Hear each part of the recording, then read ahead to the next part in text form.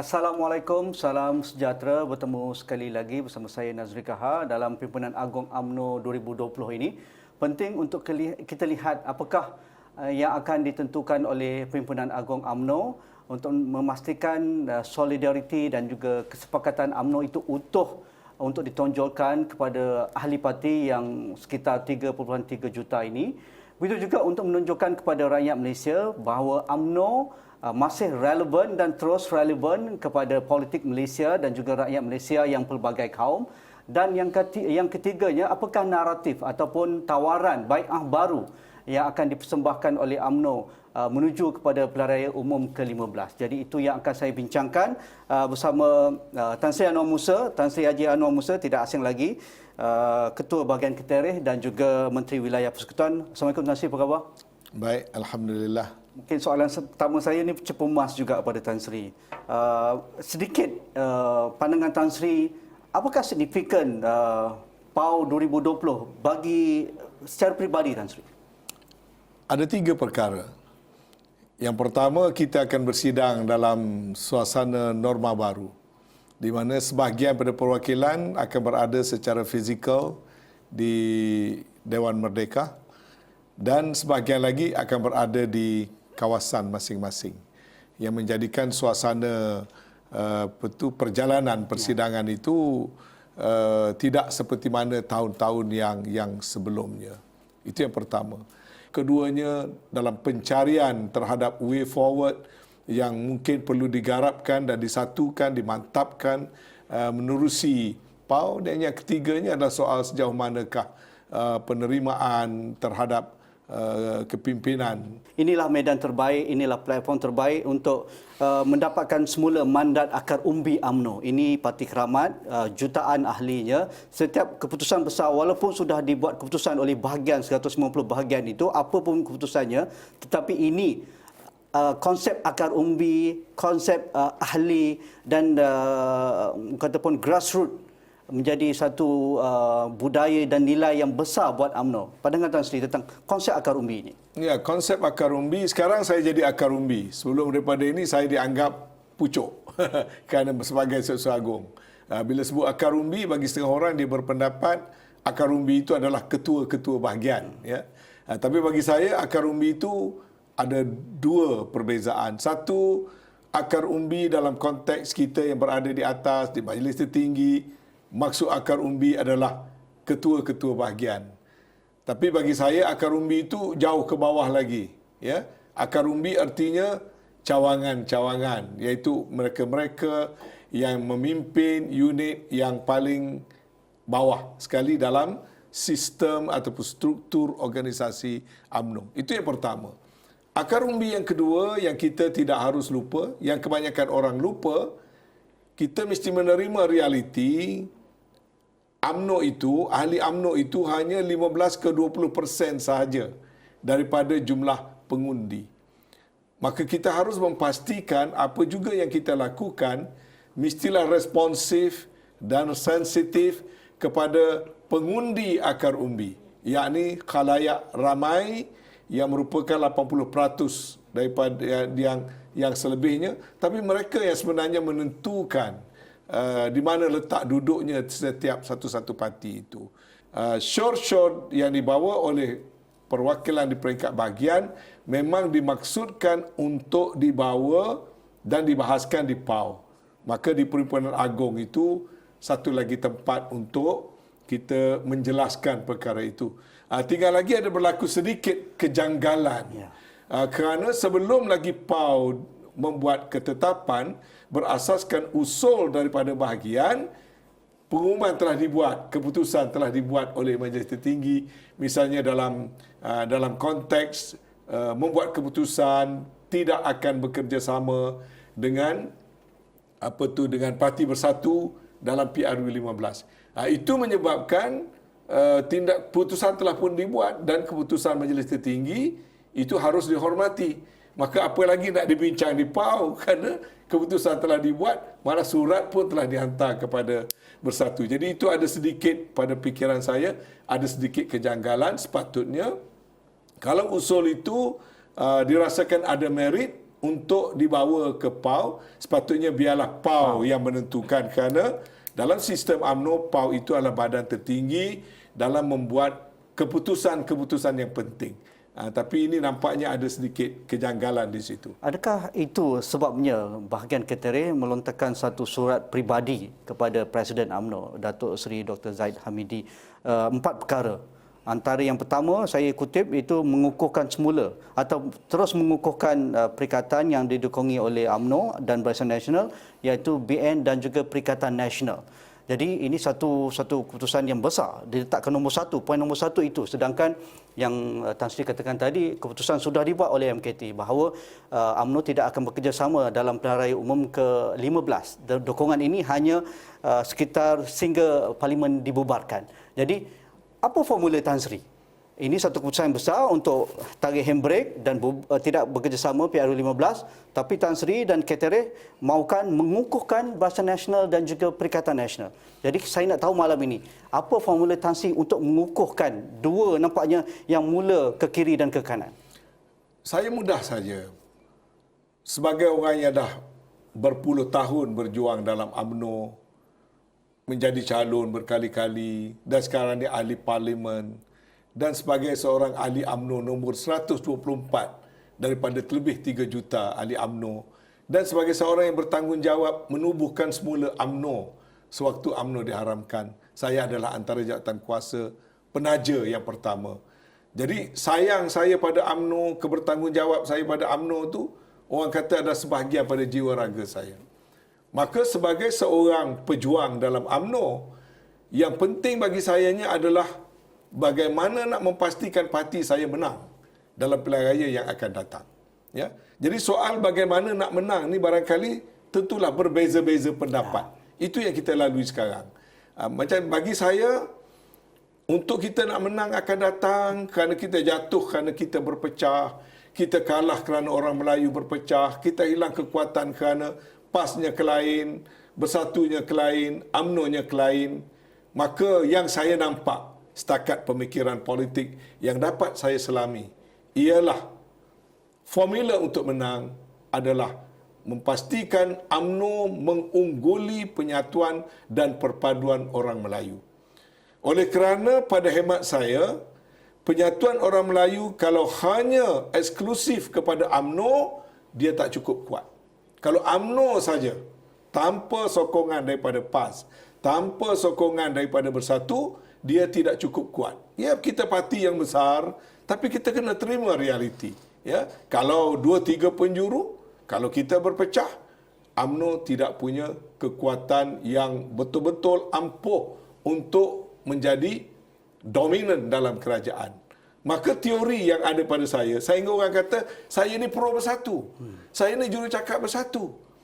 Untuk apa saya nak pro Bersatu? Untuk apa nak jadi jurucakap Bersatu? Yang saya fikir itu, Bersatu adalah penting untuk membolehkan UMNO menang. Seperti mana juga PAS adalah penting untuk UMNO menang. Dengan cara jangan berpecah belah. Satu. Yang kedua, saya mahu juara kepada penyatuan orang Melayu itu parti saya. Parti saya mesti menjadi juara kepada penyatuan orang Melayu. Parti saya mesti menjadi juara kepada perpaduan politik-politik Melayu. Itulah asasnya kita ketepikan sentimen, kita bekerjasama dengan PAS. UMNO take the lead bersama PAS. Akhirnya muncul Muafakat Nasional. Dan saya terlibat dalam drafting piagam Muafakat Nasional. Dalam piagam itu kita dah kata dah bahawasanya kerjasama UMNO dengan PAS itu tidak boleh eksklusif. Iaitu setelah terbentuk Muafakat Nasional, kita garapkan penyatuan yang lebih besar. Kita akan tarik rakan-rakan parti-parti yang bersahabat dengan PAS dan UMNO untuk memperkuatkan lagi MN. Maka di situ kita bawa masuk Bersatu.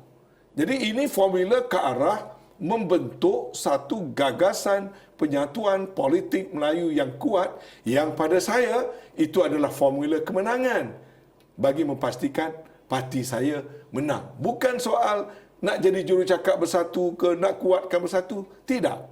Ya, saya terpaksa jelaskan ini kerana saya baca, saya ikuti perkembangan, ada orang cuba melontarkan naratif saya ini pro Bersatu. Saya ini sebenarnya Kerana saya kuat semangat UMNO lah, saya hendakkan formula yang boleh menjamin UMNO menang. Maka sebab itu, oleh kerana suara saya sekarang adalah suara bahagian, bukan lagi suara Setiausaha Agong. Maka cara terbaik, saya kembali kepada bahagian. Saya tak buat usul dengan cara sembrono bercakap, ketua bahagian bercakap seolah suara ramai, tapi tanpa bincang. Saya buat balik ke bahagian saya, buat mesyuarat, lontarkan idea, bincang ramai-ramai, turunkan tanda tangan. Maka itulah 4 resolusi suara akar umbi daripada UMNO Ketereh. Dia hanya merupakan satu pendapat. Orang lain mungkin ada pendapat lain.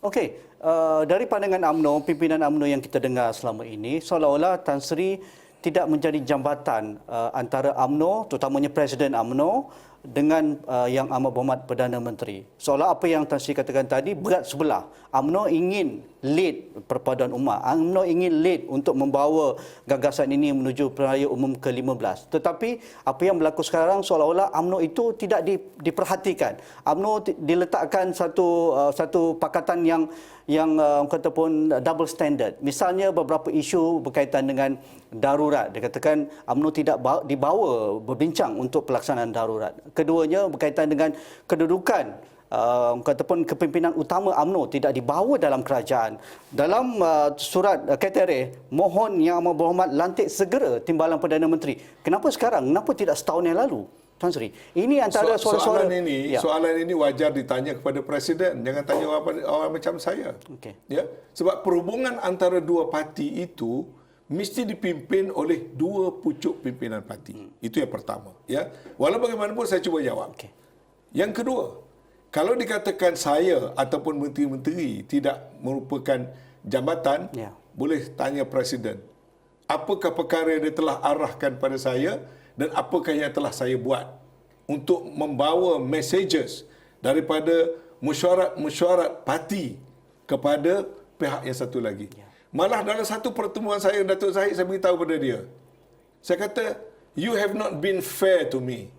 You suruh saya pergi berkomunikasi dengan Bersatu. Berkomunikasi dengan dengan Perdana Menteri, berkomunikasi dengan rakan sejawat saya, Setiausaha Agong PAS dan Setiausaha Agong Bersatu.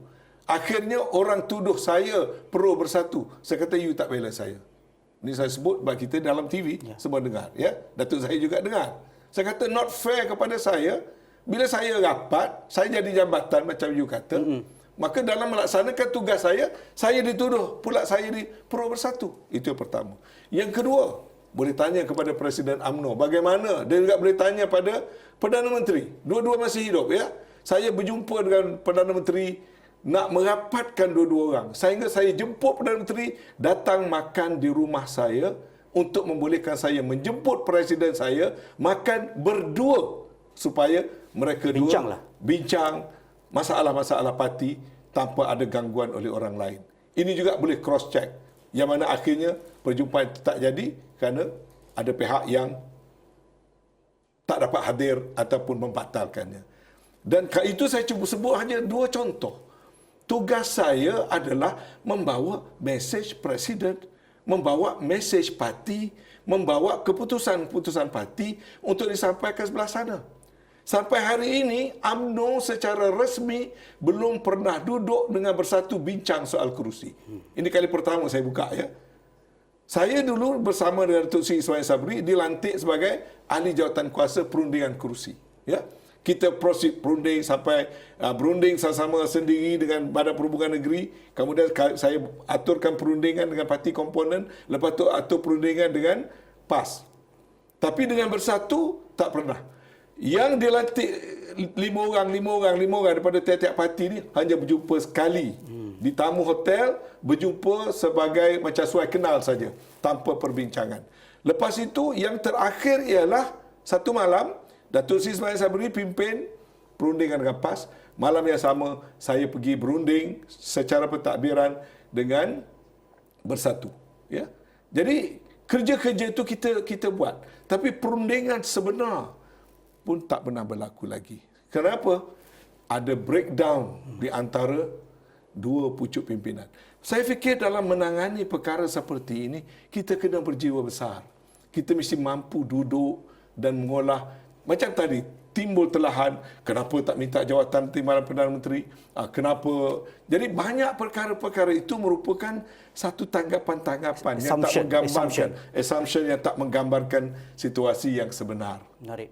Tan Sri, tetapi seolah-olah kita lihat penyatuan ummah ni sedap sebagai retorik ketika UMNO dan PAS sebagai pembangkang. Tetapi apabila gabungan ini disatukan di bawah Perikatan Nasional yang didokong oleh UMNO pada awal 2020, seolah-olah apabila kuasa itu mendakapi semua pemimpin dalam pembangkang ketika itu menjadi kerajaan hari ini, retorik itu semakin pudar, semakin lemah. Walaupun 2 minggu sekali saya dengar Muafakat Nasional berjumpa pimpinan utama UMNO dan juga PAS. Tetapi adakah ini juga perlu juga digarap dalam PAU 2020? Pertama, penyatuan ummah bukan retorik. Sejak seawal-awal peradaban dunia dan terutama sekali dalam peradaban Islam, soal penyatuan perkara utama. Kalau tidak lahir perkataan wa'tasimu bihablillahi jami'an wa la tafarraqu. Sebab kejatuhan peradaban dulu adalah kerana perpecahan. Hatta Islam, hatta Al-Quran, cabaran pada siapa saja memimpin ialah menyatukan ummah. Jadi dia bukan retorik. Dia menjadi tanggungjawab untuk kita melaksanakannya. Cuma permasalahan sekarang, waktu kita dah masing-masing jatuh, kita mahu saja berpakat. Ya? Ternyata boleh berpakat dengan PAS. Ternyata boleh berpakat dengan Tun Mahathir, sokong Mahathir jadi Perdana Menteri. Ya. Lepas tu bila Tun Mahathir tarik diri, sanggup saja kita berpakat untuk beri endorsement pada Tan Sri Muhyiddin. Ya. Kemudian bila kuasa dah dapat, kabinet terbentuk, terus terang saya nak katakan, timbul perebutan kedudukan. Timbul yang tak puas hati kerana tak jadi anggota kabinet. Timbul soal dapat portfolio tertentu dirasakan tak adil kerana orang lain ambil portfolio lain. Dia bermula di situ. Meminjam kata-kata timbalan Presiden UMNO apabila mula timbul soal-soal yang berkaitan dengan hati. Ya, soal yang menyebabkan berlaku rift atau kerenggangan. Ya. Puncanya apa? Lebih kepada soal perebutan kedudukan. Jadi balik pada penyakit yang asal lah. Ya. Perebutan. Jadi kalau perebutan tidak dikawal, sehingga kita tak tahu yang mana satu prioriti. Pada saya prioritinya tetap PRU 15, UMNO tak mampu kalah, tak mampu tak jadi kerajaan. Tapi, kita nak pastikan UMNO menang dan menjadi kerajaan. Maka jangan kita bawa perkara yang furuk, yang ranting, yang kecil dibesarkan. Perkara yang besar, penyatuan ummah, soal menang pilihan raya, menguasai pilihan raya, kita pandang itu sebagai kecil. Daripada awal perbincangan kita, apa yang Tan Sri buat ini adalah untuk memastikan UMNO lead ataupun UMNO sukses menang dalam pilihan raya umur 15. Tetapi dengan polemik dan konflik yang ada, adakah UMNO masih berpijak di bumi yang nyata pada politik PRU 15 sekarang? Saya lama dalam parti, saya ada satu keyakinan yang besar bahawasanya UMNO itu ada kebijaksanaan yang tersendiri. Wisdom. Ada wisdom yang tersendiri. Presiden, orang yang jadi presiden juga dengan pengalaman yang dia ada wisdom yang tertentu akhirnya. Saya masih tetap percaya kepada itu. Institusi presiden, with the right advice, dia akan capai pada titik wisdom tertentu. Majlis tertinggi, lebih-lebih lagi. Sehingga ke hari ini pun saya tengok keputusan-keputusan majlis tertinggi adalah lahir daripada wisdom atau kebijaksanaan. Apalagi Perhimpunan Agung. Jadi saya tidak perlu bimbang kerana bagi saya, UMNO adalah sebuah parti yang mempunyai sistem, yang mempunyai kaedah tersendiri. Kalau ada kepincangan, dia akan berlaku correction melalui sistem-sistem yang ada. Kalau kepincangan itu kerana kepimpinan tidak sesuai, kepimpinan bakal berganti. Kalau kepincangan itu kerana perbezaan pendapat, perbezaan pendapat itu akan dapat dimurnikan melalui sistem-sistem yang sedia ada. Jadi tidak banyak parti politik yang mencapai tahap sedemikian melainkan UMNO. Jadi saya tetap menaruh keyakinan yang tinggi, apapun permasalahan, kalau dengar yang saya bagi pendapat tadi mungkin berbeza banyak dengan orang lain, jangan bimbang, itu hanya perbezaan pendapat. Tapi UMNO mampu menyelesaikan masalahnya sendiri. Dari setengah pandangan, terutama dari pimpinan UMNO sendiri, mengatakan kalau PRU 15, UMNO terpaksa membuat keputusan bertanding bersendirian dengan komponen Barisan Nasional. Kalau itu keputusannya, UMNO rela dan keputusannya dikeluarkan, mandat diberikan oleh rakyat, dan barulah UMNO melihat siapakah komponen parti-parti yang sedia ada, tak semestinya dari Perikatan Nasional, mungkin daripada Pakatan Harapan komponennya, boleh bekerjasama dengan UMNO. Apa pandangan Tan Sri? Itu satu pandangan. Mungkin betul, mungkin tidak. Saya ada pandangan yang berbeza. Sebab sebelum kita nak masuk pilihan raya, keadaan politik negara kita sekarang ini memerlukan kepada soal kebersamaan, muafakat dan kerjasama. Tidak ada satu-satu parti yang boleh dabik dada dan cuba masuk sendiri kemudian mengharapkan menang kerusi yang banyak. Saya dengar teori itu, bahawasanya tak apa, UMNO boleh masuk secara sendiri. Jadi kita lawan semua orang lah. Kita lawan dengan PAS, kita lawan dengan Bersatu. Ya mungkin kita pun terpaksa lawanlah dengan PKR. Kena lawanlah dengan DAP semua. Jadi kita masuk sendiri. Saya fikir kalau ada yang berteori begitu, tolong tengok satu persatu 222 kerusi. Sebab kita boleh hitung, kita boleh tengok. Sebab tidak semua tempat sama. Saya sebagai Seksyen Agung, saya juga sebagai ketua bahagian selama 34 tahun, saya sebagai calon berkali-kali, soal angka dan data tidak tipu kita kecuali kita tipu diri kita sendiri. Jadi berkata jujur pada kita, saya dan Datuk Seri Zahid pernah buat satu research. Kita lantik orang buat kajian. Kalau solo berapa kerusi dapat? Kalau kita dengan PAS berapa kerusi dapat? Kalau kita solid bertiga berapa kerusi dapat? Dan data itu masih saya pegang. Kursi mana, kursi mana, kursi mana. Setakat yang saya dapat jangkau berdasarkan pada empirical studies. Kalau kita cuba pergi solo, lawan dengan semua orang, kita hardik semua orang, kita tolak semua orang, kita akan dapat jumlah kursi yang lebih sikit daripada apa yang kita ada sekarang. Kemudian saya buat test case, keteres sendiri. Ya, keteres saya menang dengan hampir 5,000 majoriti. Saya dapat 25,000 undi. PAS dapat 20,000 undi.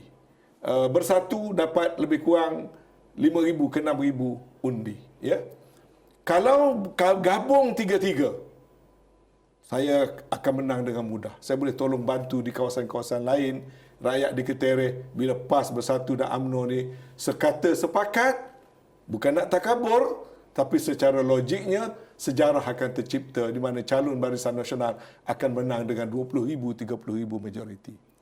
Tapi kalau katalah kita nak pergi solo dan kita terpaksa berlawan dengan Perikatan Nasional, kata belah sana, yang di situ ada PAS dan ada Bersatu. Kita lawan pula lagi, ada lagi PKR di situ. Maka, saya ada 25,000. PAS campur Bersatu ada 26,000.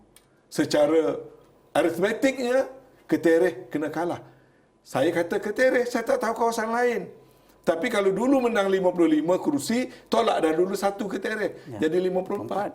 Dan kajilah satu persatu. Tiap-tiap ketua bahagian, tengok kawasan masing-masing, kemudian berkata jujur, kalau aku pergi solo, boleh ke tidak aku jamin kepada parti, aku akan beri satu kerusi.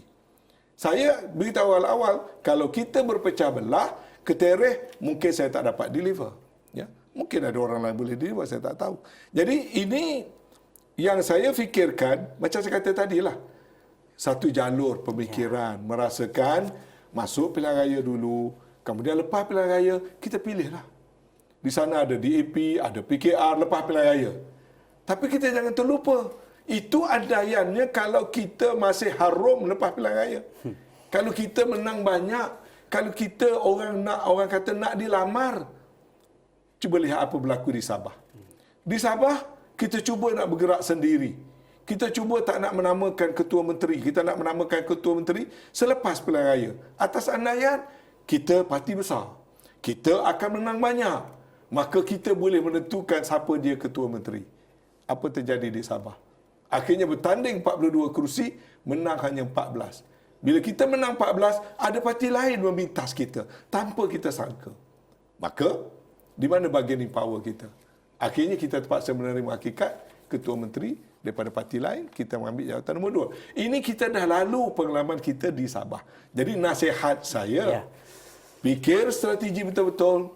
Pada pandangan saya, politik sekarang adalah politik ta'awun dan ta'ayush. Politik kerjasama dan politik menerima coexistence. Senario politik sudah berubah.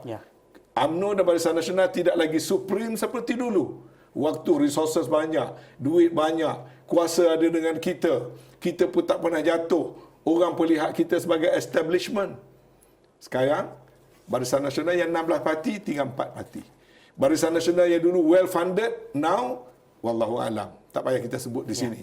Jadi berhati-hati kerana dalam pilihan raya dia tak datang 2 kali. Kalau kita kalah, kita hilang peluang itu. Okey, menarik kalau berbicara dengan Tan Sri Haji Anwar Musa, tak cukup setengah jam tetapi kita berjanji akan bawa lagi Tan Sri Anwar Musa mungkin dalam platform yang lain. Terima kasih Tan Sri, sempena Pimpinan Agung UMNO. Saya kalau ingin nak dengar Tan Sri berucap atas pentas tetapi tak tahu boleh ke tidak. Tak apa, itu saya simpan sendiri.